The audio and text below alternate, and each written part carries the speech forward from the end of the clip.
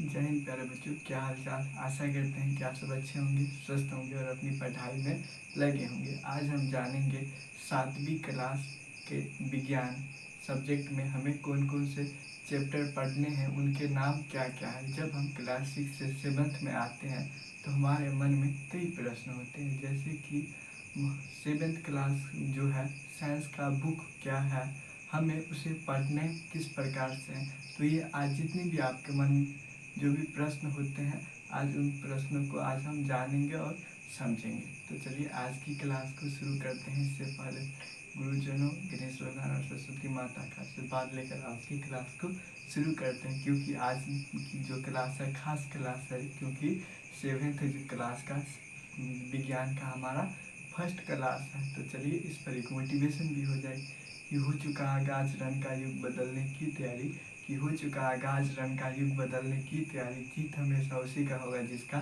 संघर्ष से जारी। इसी मोटिवेशन के साथ आज की क्लास को हम शुरू करते हैं और जानते हैं कि क्लास 7th साइंस यानी कि विज्ञान में कौन कौन से चैप्टर हैं, उनके नाम क्या क्या है और हमें किस प्रकार इन्हें पढ़ने हैं। तो चलिए जानते हैं।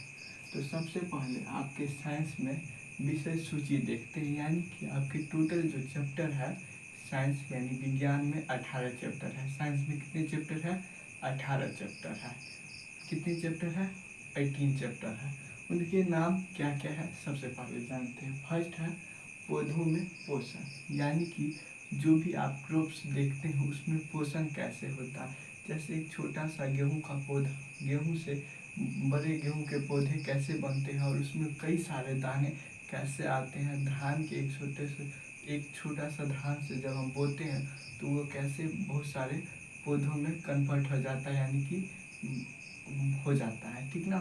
इसके बाद जब हम एक आलू लगाते हैं, जब हम मतलब कोड़ते हैं तो उसमें से कई सारे आलू निकलते हैं खेतों में। जैसे एक प्याज लगाते हैं, उसी में क्या होता है, अलग अलग प्याज निकलते हैं, ठीक ना। उसी प्रकार से पौधों में पोषण कैसे होता है, पौधा जो होता है अपना भोजन कैसे बनाता है। जैसे हम इंसान होते हैं जो अपना भोजन बनाते हैं, अपना भोजन बनाते नहीं, अपना तो क्या करते हैं, पकाते हैं, ठीक ना। चलिए फर्स्ट चैप्टर में हम पौधों में पोषण जानेंगे कि पौधा अपना भोजन किस प्रकार से बनाता है, कैसे वो वायु से भोजन बनाता है, ठीक ना, फर्स्ट चैप्टर में।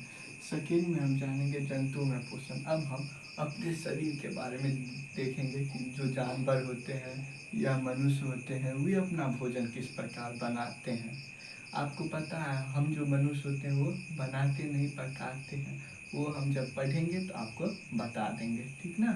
तो इसके बाद जो पोषण होता है कैसे प्राप्त होता है, हम अन्य रूप किसी न किसी रूप से हम किस पे निर्भर होते हैं, पौधे से। तो अपना भोजन हम कैसे प्राप्त करते हैं, पौधों से प्राप्त करते हैं। तो इनके बारे में हम सेकेंड चैप्टर में जानेंगे और समझेंगे। इसके बाद है थर्ड जंतु से वस्त्र तक। जो आप यह अभी वस्त्र देख रहे हैं हम पहने हुए हैं, तो उसका निर्माण कैसे होता है, तंतु क्या होता है, उसको तंतु से वस्त्र तक, यानी कि तंतु जो होता है एक धागा की तरह होता है, उसी के बारे में जानेंगे कि इस धागे से कैसे वस्त्र बनता है। कई सारे कीट होते हैं, ऊन कैसे मिलता है, इन सब के बारे में हम थर्ड चैप्टर में जानेंगे। इसके बाद ताप, ताप यानी कि टेम्परेचर। आप सुनते होंगे अपने अगल बगल में कि बाप रे आज का बात तो बहुत सारा गर्मी है, और ये भी सुनते होंगे कि आज बहुत ठंडा है, यानी कि ठंडा यानी कि टेम्परेचर बहुत कम है। ताप क्या है, बहुत कम है। और अधिक गर्मी यानी कि टेम्परेचर हाई है। इसके बारे में जानेंगे कि टेम्परेचर किस कारण से बढ़ता है और कम भी हो जाता है, ठीक ना। चलिए इसके बाद है अम्ल, क्षारक और लवण। पांचवा चैप्टर क्या है आपके, अम्ल, क्षारक और लवण।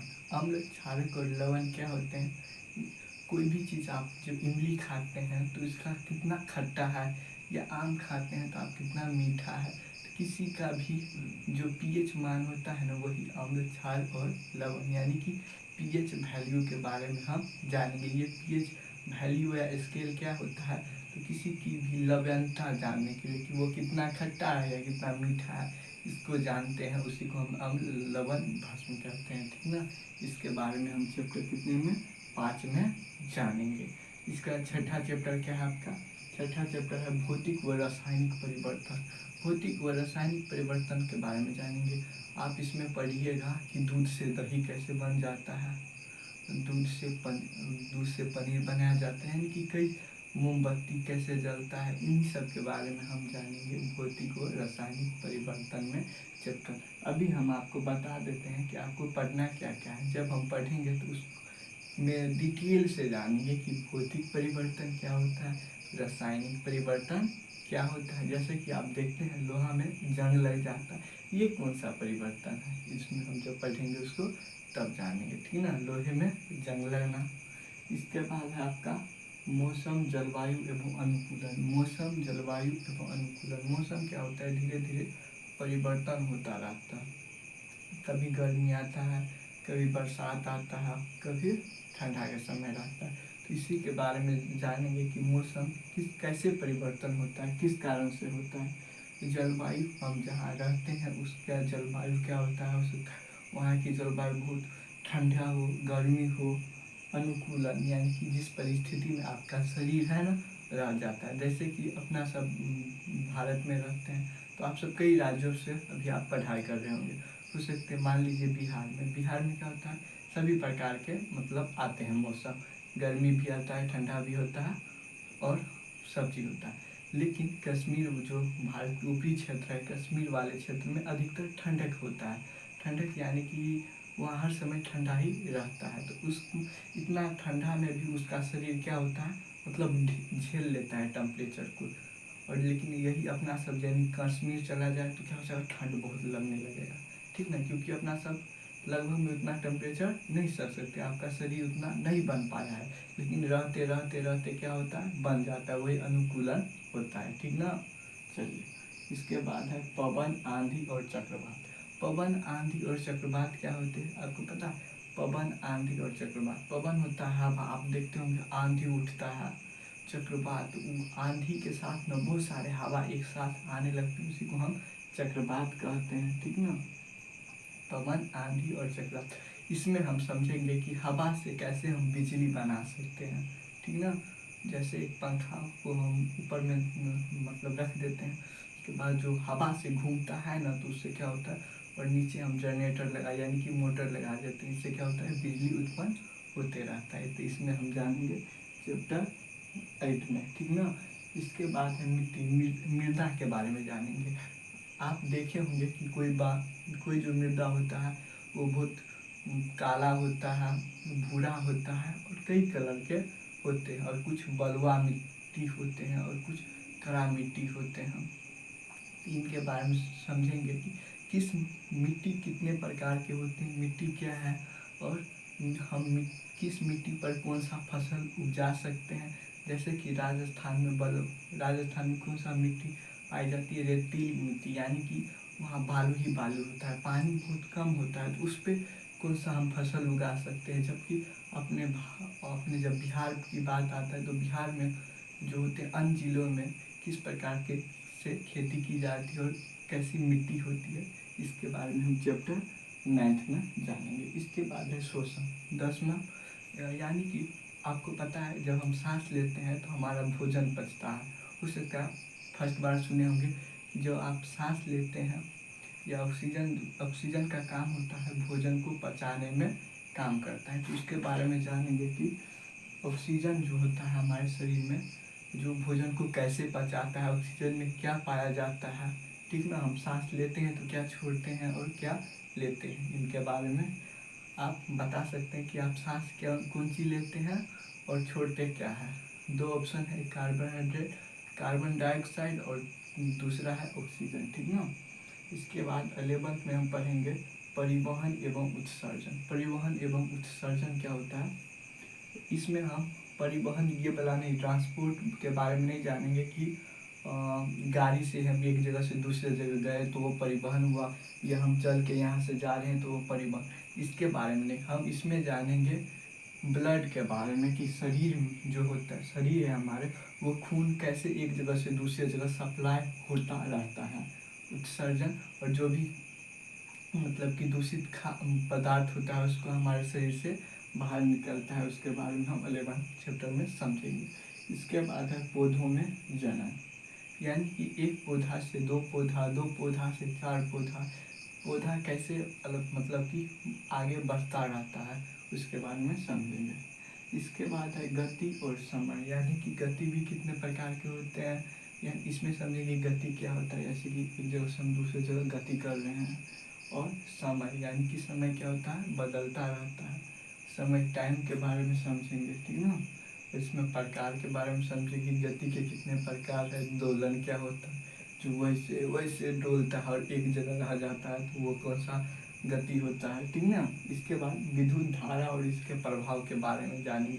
6th क्लास में आप विद्युत धारा के बारे में समझे होंगे, जैसे कि लाइट कैसे जलता है, स्विच क्या होता है और स्विच कैसे बनाया जाता है वो भी समझ गए होंगे। फ्यूज कैसे काम करता है, किसी का वायरिंग कैसे किया जाता है, इनके बारे में समझेंगे बहुत डिटेल से, ठीक ना।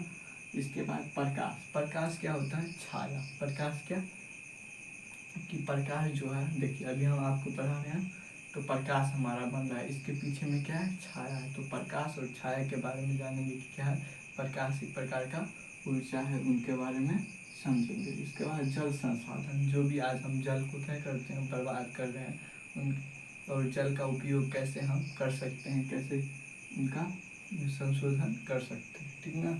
इसके बाद वन संसाधन, आजकल क्या हो रहा है, मतलब कि अपने हित को नज़र में रखते हुए हम बहुत सारे पेड़ पौधे को अंधाधुंध कटाई कर रहे हैं, सोफा के रूप में या किसी भी अन्य लकड़ी बेंच बनाने, या अन्य घरों को लकड़ी गेट, मतलब अलग अलग प्रकार के वस्तुओं बनाने में हम अंधाधुंध कटाई कर रहे हैं, जिससे क्या होता है, बरसात भी कम होता है। बरसात क्यों कम होता है, उसको जब हम पढ़ाएंगे तब डिटेल से जानेंगे। इसके बाद है दूषित जल प्रबंधन, यानी आजकल क्या है, सभी को पोखर में जितना भी होता है अपने घर का पाइप पोखर में दे देते हैं हम, जिससे क्या होता है, जल दूषित हो जाता है। या बरसात होता है तो जितने भी बह के रहता है वो पोखर में जाता है या किसी जगह पर जाता है, जिससे क्या होता है, जल दूषित हो जाते हैं। तो ये थे हमारे 18 चैप्टर, यानी कि 18 चैप्टर। इसमें हम जानेंगे 1 से 18 चैप्टर में कि हमें इन चैप्टरों के बारे में पढ़ना है, ठीक ना। तो आशा करते हैं कि आप समझ गए होंगे कि कितने मतलब कि रोचक तथ्यों के बारे में हम सभी क्लास में समझेंगे। तो और लास्ट में प्रश्न होता है कि हमें कौन सा बुक लेना चाहिए। तो आपका मान लीजिए आप बिहार से है, तो बिहार में सरकारी स्कूलों में क्या बुक दिए जाते हैं, या आप अन्य स्टेट में है जहाँ बुक नहीं दिए जाते हैं, तो आप NCERT क्लास 8, क्या बोलिएगा, NCERT क्लास 8 साइंस का बुक हमें दीजिए किसी भी किताब वाले दुकान पे। तो इस प्रकार से आप खरीद लेंगे। और हम पढ़ाई किस प्रकार से करें कि हम सभी चीज़ों को समझ सके। पढ़ाई का काम क्या होता है, समझदारी विकसित करना, ना कि